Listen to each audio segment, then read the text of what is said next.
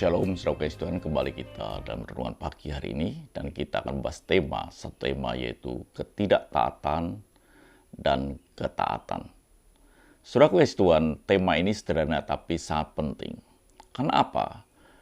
Karena ketidaktaatan itu berdampak negatif.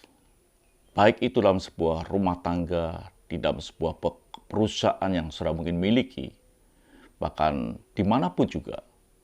Bahkan di dalam jalan raya ketika orang tidak taat, itu bisa berdampak buruk. Jadi ketidaktaatan itu berdampak buruk. Tetapi ketika ketaatan itu terjadi, itu akan berdampak positif. Tidak buruk, baik. Baik itu dalam rumah tangga, dalam perusahaan, maupun dimanapun juga. Ketaatan pasti akan berdampak baik.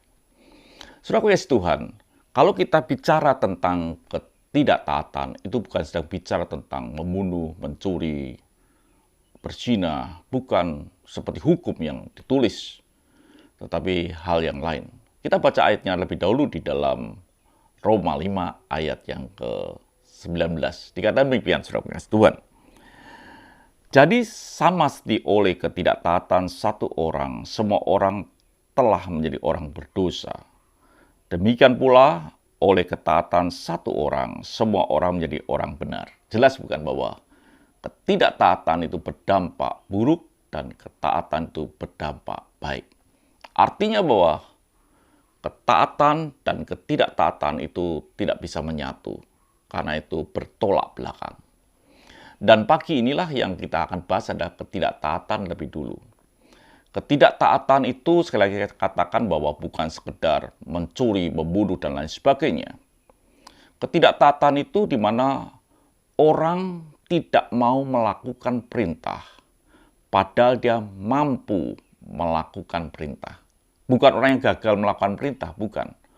Orang yang tidak mau melakukan perintah, padahal dia mampu melakukan perintah. Itu orang yang tidak taat.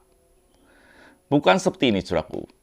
Ketika saudara tidak bisa berenang, lalu saudara diperintahkan berenang, lalu saudara tidak mau melakukan. Lalu saudara dikatakan tidak taat, bukan seperti itu. Atau ketika saudara tidak bisa berenang, lalu saudara itu diperintahkan berenang, lalu saudara melompat berenang, lalu saudara gagal berenang, lalu saudara dikatakan tidak taat. Itu bukan seperti itu. Ketidaktaatan itu di mana saudara itu sebetulnya mampu melakukan, bisa melakukan, dan sukses sebenarnya melakukan. Tetapi saudara tidak mau melakukan. Saudara artinya membantah, melawan perintah.